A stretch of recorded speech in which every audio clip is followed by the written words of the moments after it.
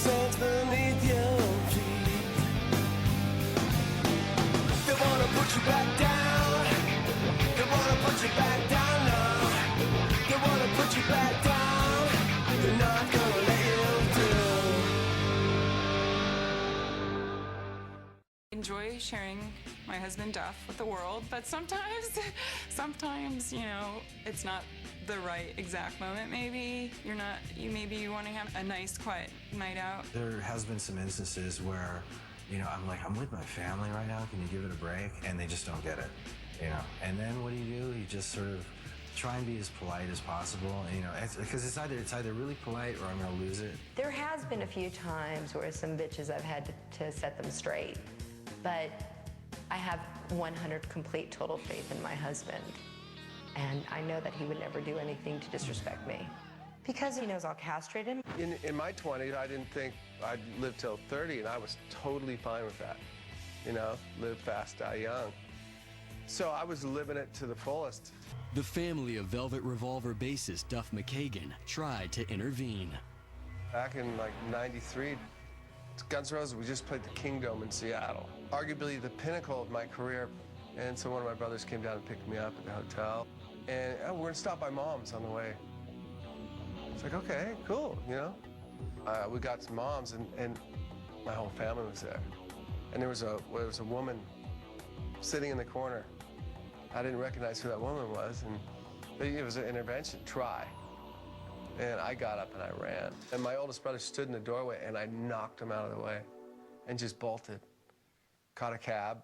You can't do it because someone pulled an intervention on you. You can't do it because someone cried to you and told you go to rehab, or because you have children, or because of anything. You have to do it because you want to. And then you will continue it because you want to. It takes a lot of strength. When I hit 30, my pancreas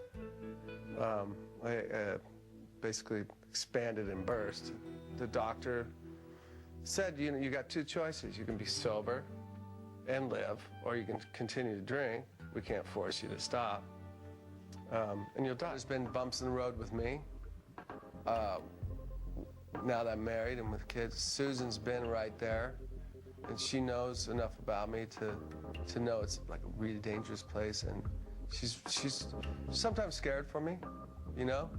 But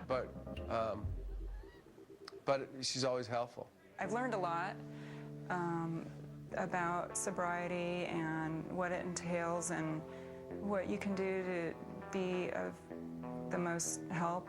He really pulled it together quite fast, considering, you know, how serious his drug and alcohol addiction was and how easily and fast you can slip back into that. If you get married to buy into a lifestyle, or if you get married because you want to be married to so-and-so, it's going to fail. The day that either one of us do want to go with somebody else is the day that it's over between us, and we're pretty honest with each other.